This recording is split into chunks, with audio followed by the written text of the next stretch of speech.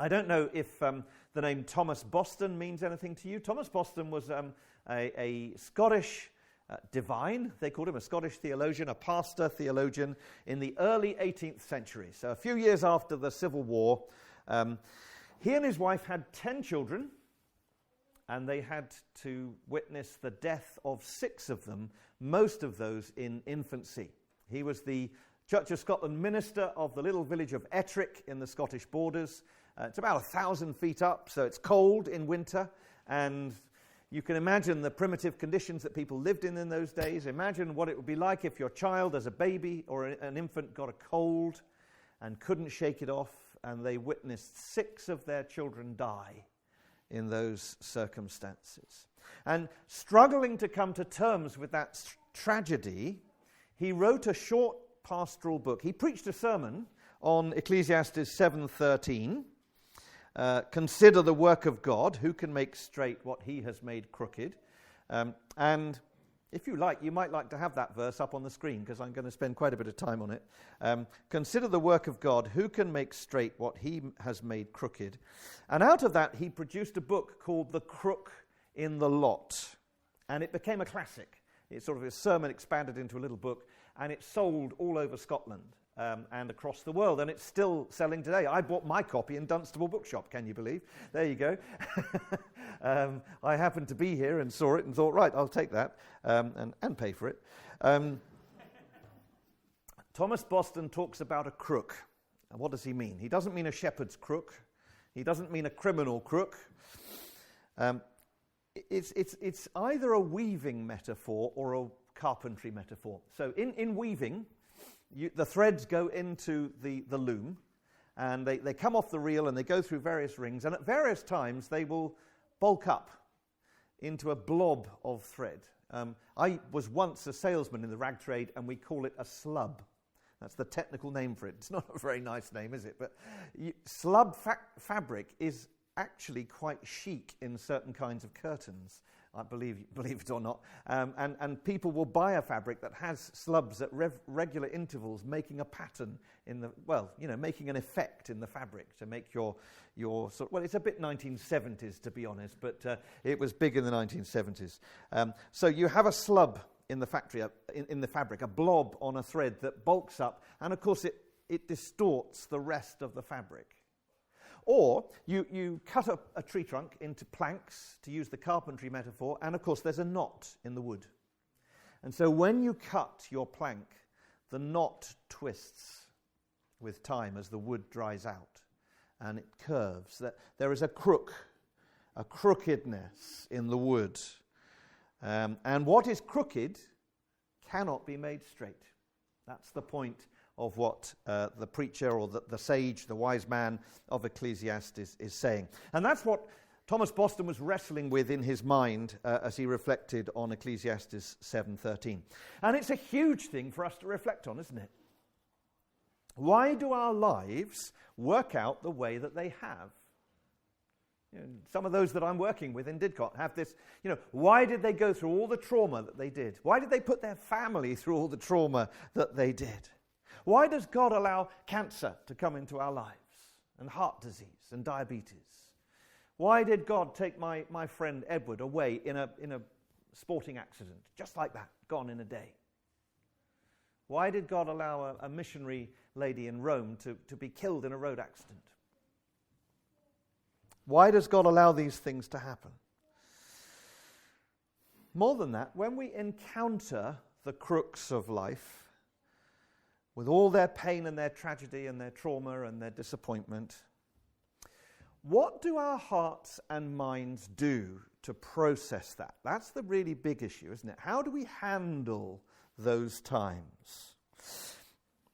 Do we take the grief and the frustration and just keep turning it over and over in our mind like beads on a rosary, going over all the details as though somehow we could go back and change it and it would all be different?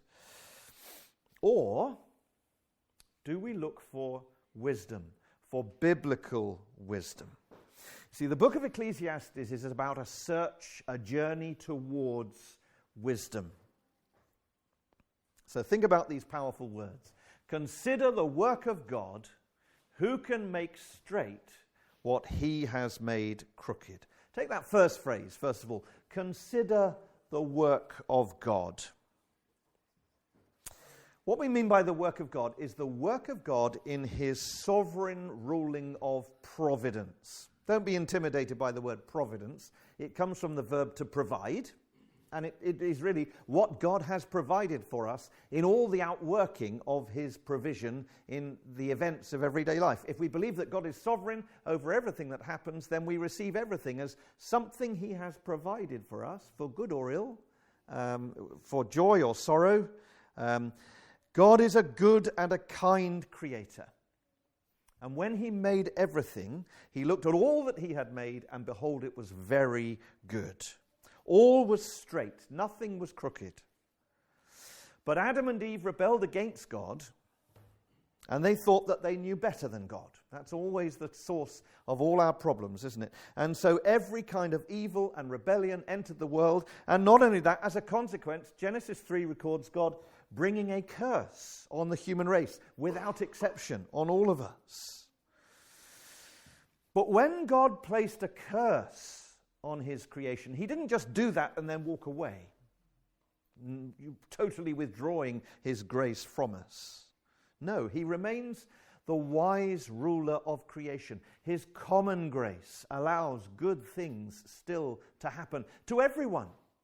To the couple walking the baby walker down the road, they've got a newborn baby in there, and they don't go anywhere near a church, but they're rejoicing in their new baby. Well, that's God's common grace, isn't it? Young couple walk down by the river in Luton. Do you have a river in Luton? Is there anywhere romantic to go for a walk? No, they go up on the downs, all right, and they fall in love. And they look in each other's eyes, and it's an amazing feeling.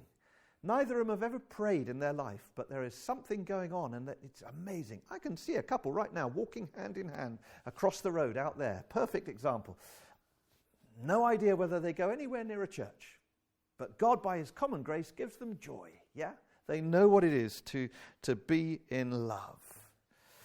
God is in charge of all that, and he's in charge of every patient at the Luton and Dunstable Hospital. He knew the day when my dad was going to die there, when he was aged 92. And we call that rule his providence, his providing. Ephesians 1 verse 11 says he works all things, there is no exception to that, he works all things according to the counsel of his will. All things. Nothing happens in life outside of God's control where he's just wringing his hands and saying, I'm very sorry, but that's nothing to do with me. No, he works out all things according to the counsel of his will. Everything he brings into our lives has some mysterious purpose that is most often hidden from us. He disciplines those he loves. He refines us in the trials of life. Hebrews 12, for the moment all discipline seems painful rather than pleasant, but later it yields the peaceable fruit of righteousness to those who have been trained by it. And the writer of Ecclesiastes, whoever he was, says, it is the work of God that leaves some things straight, so that some people sail through life with very few troubles, and other things are crooked, and we'll never straighten them out. Now here's the hard lesson and to learn, and it's very painful. We will never straighten out what God has made crooked. Who can make straight what God has made crooked? However much I think I could straighten out all these problems, if I was allowed to do it, I will never manage it. God has put that crook there, that crookedness there, that annoying circumstance, that disability, that traumatic memory, that daily pain, that inescapable grief. And no matter how we try to change that, we will fail. I had a friend in Scotland when I was training for ministry, and she had permanent neurological pain. She wrote a book. Her name was Irene Howard. I don't know if you've ever come across her books. She wrote a book called Pain, My Companion. Some of us joked that she was talking about her husband, but he was one of the staff in the college. It's very beautiful and powerful to see how she's learnt to accept that she's going to be in pain all her life and she can't change that. And God has given her a wonderful writing ministry. You may have encountered some of her books for children as well as for adults. There are things that we cannot change. We wish we could undo our past behavior. Jess and Bob, her husband, and Jenny and Ricky would love to undo all the lunacy of teenage addiction, but they can't. We wish we could have cemented that relationship, but we ruined it, and it's broken, and it's gone. And now we're alone. Why have we been born in a body that does not behave as other people's healthy bodies behave? Why are we continually passed over for promotion at work, and the people who get the job are patently not up to it when we think we could do it? We try and go back and relive that life-changing accident, that tragic accident. If only I hadn't turned left at that point. If only I hadn't run out. And you just turn it over and over in your mind. You cannot straighten out that crookedness. We cannot change the past. We cannot straighten out what God has made crooked. And there's a key spiritual lesson here, and it is this. Will we surrender to the will of God? Will we surrender to the will of God? Will we let God be God in our lives? We must submit to the truth that God has a plan for each of our lives, and He is fashioning something different in each one of us. Some of us He wants to live to 92, like my dad. Lived in Luton and died in the Luton and Dunstable at the great age of 92. I have no idea that I shall live as long as him. My friend Edward, who died in a sporting accident, he was taken away in his 40s. Why does God allow some people to live long and others to be taken away? A little boy I was at school with when I was 12 was murdered. Why did he not live and I did? We must trust God that in His plan, He is all-wise, and that His plan is the plan of an eternally loving God. That is really important to stress. He is not a nasty tyrant. He is an eternally loving God. Now, the book of Ecclesiastes is about seeking wisdom to try and understand life when it is incomprehensible. And the book of Ecclesiastes, like the book of Proverbs, tells us that the fear of the Lord is the beginning of wisdom. So the battle that goes on in my heart every day is this. Am I going to be guided by my own wisdom, which I think is so clever, or am I going to be surrendered to God's wisdom? Now you might say in reply, well, if you want wisdom, why on earth would you go and look for it in the book of Ecclesiastes? It is so depressing. One of my minister friends said to me, Jim, the good news is about the book of Ecclesiastes, you don't have to preach on it. And for many years, I kind of believed that because I avoided it. And then the pandemic came along and I preached on it, preached through it in the first lockdown, and it just came alive to me. People say this is a book written by someone who has lost sight of God, he's lost his faith, and he's just pouring out his woe. No, I don't believe that. I think this is a book about someone who is pursuing wisdom. He won't find it ultimately until we find Jesus, who is in whom all the riches of, in whom are found all the riches of wisdom and knowledge. But the book takes us there in various forms. And what you have to understand is there are sort of different passages in the book of Ecclesiastes. There are observations on life. I saw under the sun. And mostly those are dismal and despairing. So chapter 1, verse 14, I have seen everything that is done under the sun, and behold, all is vanity and a striving after wind. That word vanity is hard to translate. Vanity and meaningless are the translations we usually have. What it actually means is temporary. Everything is temporary. Everything is passing. Or put it another way, everything is vaporous. I breathe in on a cold day and then I breathe out and there's my breath in the air and then the wind takes it away. That's life. It's like a vapor and it's gone. That's his observation. So he observes the brevity of life. And all the good and wonderful things we do as gifts from God are suddenly taken away. Even the best things we do are quickly gone, and we are quickly gone, and we are forgotten.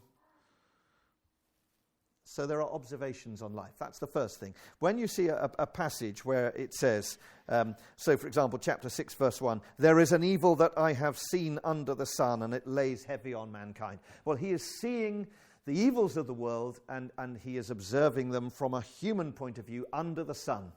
That is, without reference to God.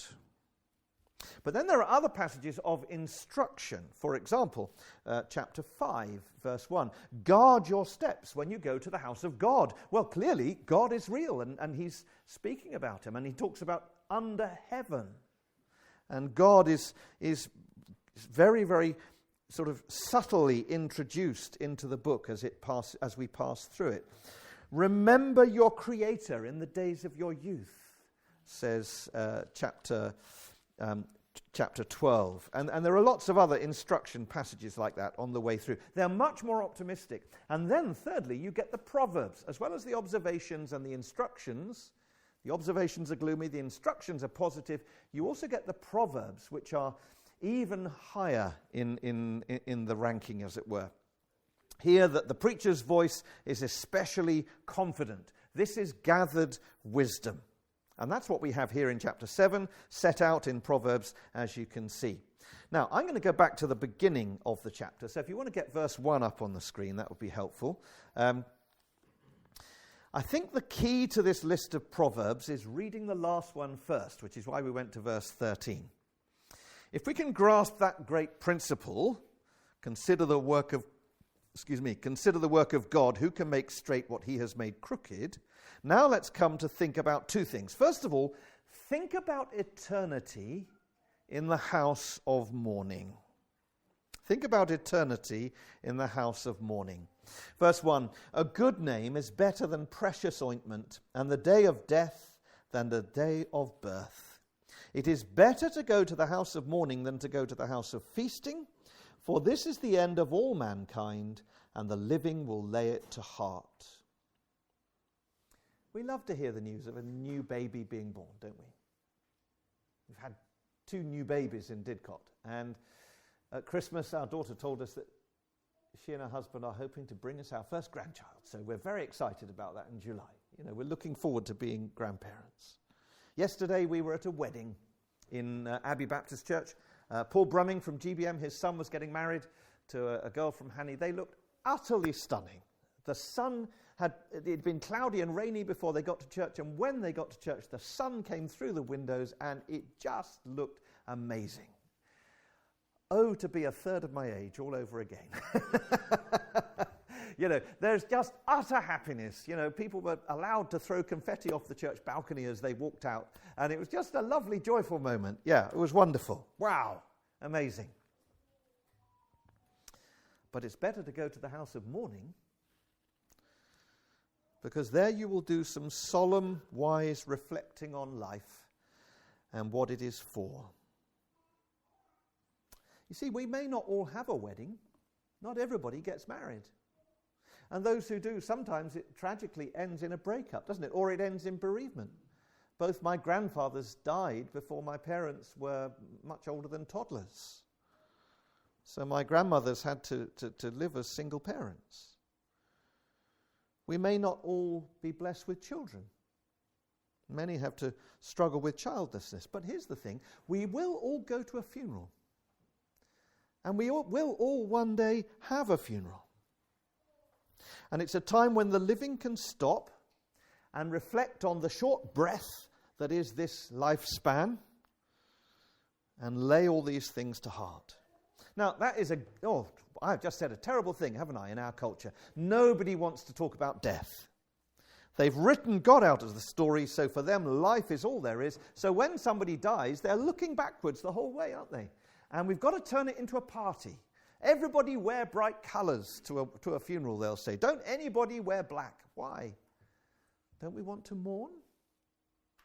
Doesn't death make us shout out at the horror of death, even as it made Jesus cry at the tomb of Lazarus, who he knew he was going to raise from the dead? We have all these euphemisms, don't we? Passed away, passed on, shuffled off this mortal coil. That's the Shakespeare one. Gone to a better place, no longer with us.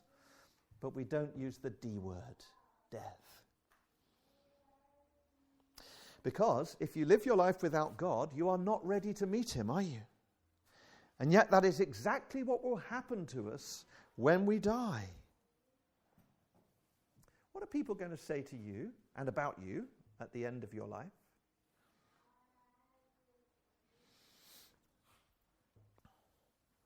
It's true that a good name is better than precious ointment. That's a very, to have a good name at the end of your life is good. Those who've served well, those who've done their job well, gained a reputation for humility and good character, will be well spoken of at their funeral. But a good eulogy doesn't get you into heaven. A genuinely Christian funeral is different. It's a place of hope, where death is not the end of the story. It should be a gathering where we talk about the work of God in someone's life. I had the joy of watching the Thanksgiving service, the memorial service for Tim Keller in New York.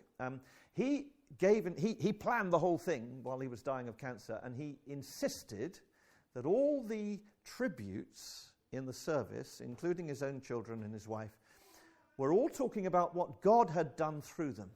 So he had people who had been saved in the various places he'd been in ministry, and they gave a testimony of how they came to know the gospel through him. What a wonderful way to spend a funeral service. And it was filled with hope. Death is not the end of the story. And the focus is not on what this person has done in this life, but what God has done in their life. And how he has prepared them for the next life. Do you have any good news in your life? Will it last? Yeah, we have lots of good news. But the only lasting news is that Jesus is our Redeemer, who has come to pay the price to set us free. And God, by his great favor, sent his Son to pay the price of our sin, to clear the guilt that we could not pay. And by dying in his place, we do not have to face the dreadful prospect of hell. Imagine spending your life ignoring God, denying that God exists, and then face the judgment seat of Christ, the worst surprise of your life, having ignored him for all your life. I know someone who lives very near me for whom that must have happened. Told me when I first met him and told him I was a minister, we don't do religion. And he was taken away by a brain tumour in just a few weeks. Just recently, several years after that conversation. There's just a journey from there into unending darkness and the absence of God, and it will be horrible. How do you deal with that prospect? Well, the preacher says you can make a joke out of it. Lots of people do, don't they? Someone said on Bob and Paul's TV program Gone Fishing, they chatted to a vicar about what happens when we die. And she said, hell is an idea that medieval men invented to increase their power over people. Has she never read the words of Jesus? It was Jesus who talked about hell, wasn't it? So they say, well, when it's a funeral, have a laugh, have a song. Always look on the bright side of life. Keep laughing, and inconvenient truths will fade away. But look at verse 3. Sorrow is better than laughter, For by sadness of face the heart is made glad. Verse 4, the heart of the wise is in the house of mourning, but the heart of fools is in the house of mirth. It is better for a man to hear the rebuke of the wise than to hear the song of fools. For as the crackling of thorns under a pot, so is the laughter of the fools. This also is vanity or vapor, temporary. And there's a little sarcastic play on words in there about the crackling of thorns. It doesn't really come out in English, but let me try and put it this way. Listen to the dried out briar burning away in the crackling fire. So the thorns and the pot. It's this kind of play on words going on there. Dry thorns make a lot of noise when they burn. Don't know if you've ever done that. Have you dug up couch grass and dried out the roots and tried burning them? They make a lot of noise when they burn, crackling and popping, and very little heat. It's a bit the same with jokes at a funeral. They don't really work, do they? But you will find a heart of wisdom at a gospel funeral, and by sadness of face the heart is made glad. You will be glad to be thinking about eternity, because it brings us back to the great principle: consider the work of God. We are sinners in the hands of a holy God, so we need his redeeming grace. So let us be serious about eternity. Let's contemplate eternity in the house of mourning. That's the first thing to say. Secondly, think about time with a calm mind. Think about time with a calm mind.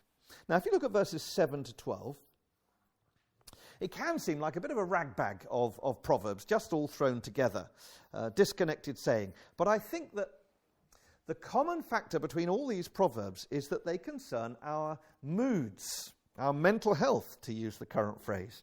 If we fret about the way that our lives have turned out, our minds will fall into the traps of self-pity and escapism, or anxiety and fear.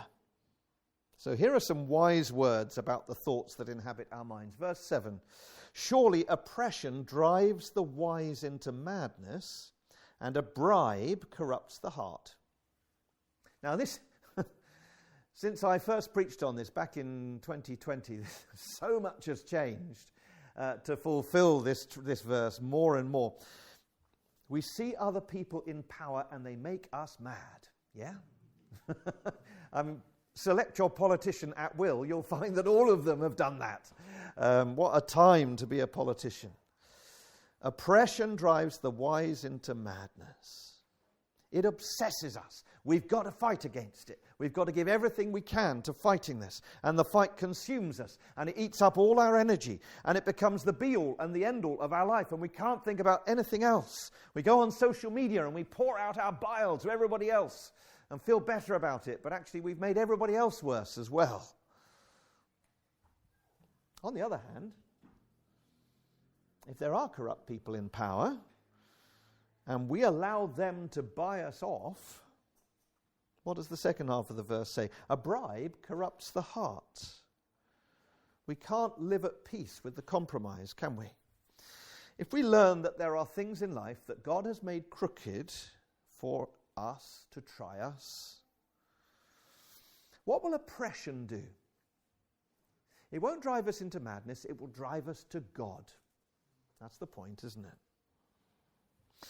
We will not fret about evil men, taking the advice of Psalm 37, because we know that they and we will one day answer to God.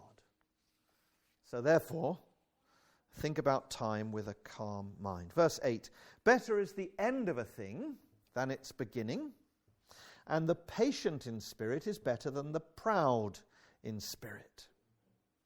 Have you ever realized that pride is a really destructive mood to allow yourself to get into? I mean, pride does so much damage, doesn't it? And it has spoilt so many things in my own heart and in my own life. The destructive pride that says, excuse me,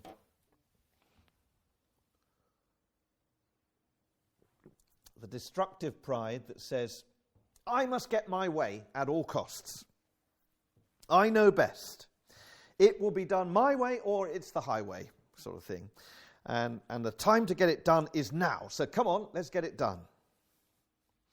We try and straighten out everything that is crooked, and we can't. But if we come and learn to be patient in spirit, the patient in spirit is better than the proud in spirit.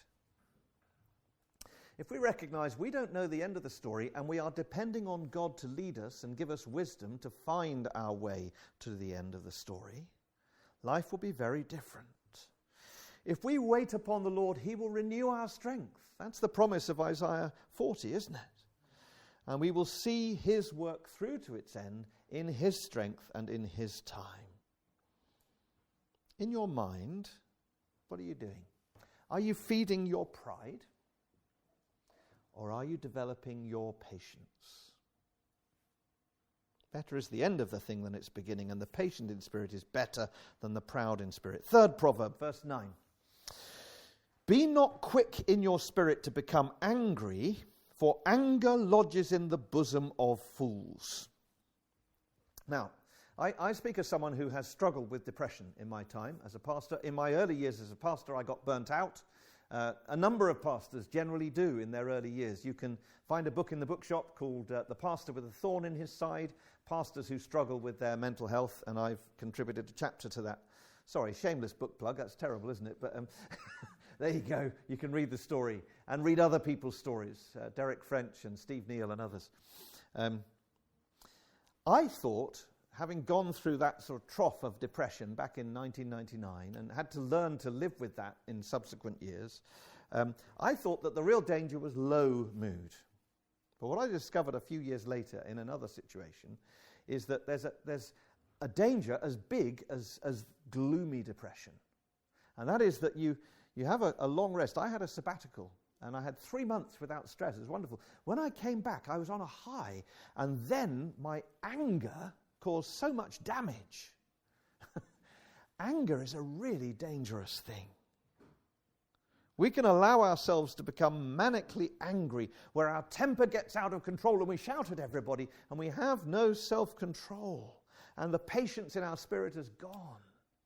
Be not quick in your spirit to become angry, for anger lodges in the bosom of fools. It goes into our hearts and it stays there. And where it lodges, it burns and does lasting damage. You know, anger is like one of those peat fires up on the moors in Yorkshire, isn't it? It keeps burning under the surface. You think you've put it out and it suddenly, it flares up again. Beware of the danger of anger. Verse 10, say not, why were the former days better than these? I seem to have said a lot about the former days today, don't I? I'm very nostalgic in my old age. Why were the former days better than these? For it is not from wisdom that you ask this. Do you know what nostalgia is? It's a sign of being deeply dissatisfied with the present. Being deeply unsatisfied with your lot. It is always a mistake to try and escape by dreaming of this gilded past age. You will not find wisdom living that way. God did not choose you to be born as a Victorian. If he had, he would have had you born in the 19th century, all right? You were born to live in in my case, in the 20th century and 21st. Maybe you were born in the 21st century, I don't know. This is the century we are called to live in. God put you here to serve him in the troubles of this present time, and we are people of hope. We believe in sanctification. We believe that the future is bright by God's grace, and that he has a great glory coming for us. So do not say, why were the former days better than this? You won't find wisdom if you ask that. Then verses 11 and 12 are not so easy to translate. Wisdom is good with or as an inheritance, an advantage to those who see the sun. For the protection of wisdom is like the protection of money, and the advantage of knowledge is that wisdom preserves the life of him who has it. Is wisdom just something you can buy? No, that's not what it's saying. If you have money in your pocket, you don't worry, do you? Imagine what it's like, and as many people don't have to imagine at the moment, how are they going to pay their bills? They have no assets to fall back on. They have nothing to pay their debts. It's a horrible situation to find yourself in, and inevitably it produces worry, doesn't it?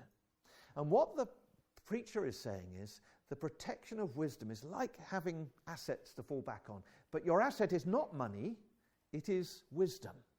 You have grown in biblical wisdom, and that's the asset that you fall back on in tough times. Our society says, if you've got money, you're all right. And that's not me, is it? Our society says, if you've got money, you're all right. You can fall back on your money, and that's fine. Well, that's not actually, because you can have money and be a complete fool. But the preacher says, what you need is wisdom. Wisdom means being submitted to the will of a sovereign God. Wisdom means being set on eternal life as your inheritance, and knowing that nothing can take that away from you. Therefore, you have peace and hope and patience. Live your life under God. Consider the work of God and submit yourself to it. So, think about eternity in the house of mourning and learn the lessons that you learn there, because that will teach you much about life and how short it is. And then think about time with a calm mind, with patience, with wisdom, with godliness, with trust in God. Let's draw this all together. In many ways, verse 14 draws it all together. In the day of prosperity, be joyful, and in the day of adversity, consider God has made the one as well as the other, so that man may not find out anything that will be after him. It was a lovely day like today, a summer's day, an August day in 2019, when I put on my suit and walked my daughter down Abbey Close, Abingdon, to her wedding. It's a lovely day. We packed 130 people into Abbey Chapel, which is about the same size as this, without the side balconies, and we were absolutely heaving in there. It was a hot day. We were all packed in tight. And you know what it's like at weddings? Everybody hugs each other, don't they? Isn't it amazing? What a lovely, wonderful, happy day. Still got the photo of them walking through the confetti down Chequer Walk. And the sun shone all day, and we went off to a village hall, and the cricket field had a gorgeous sunset on it after the meal. It was just the perfect day. What we didn't know was the global pandemic was brewing. And about 6 months later, nobody would be hugging anybody else. We couldn't imagine how we could have had that day when suddenly here we are, not even allowed to come to church and sort of having to go to the supermarkets in shifts. God made the one as well as the other. That's what it says here in verse 14, isn't it? So that man may not find out anything that will be after him. We don't know what is coming for us this week, do we? I don't. You don't. God does. Therefore, consider the ways of God. Consider the work of God. Who can make straight what he has made crooked?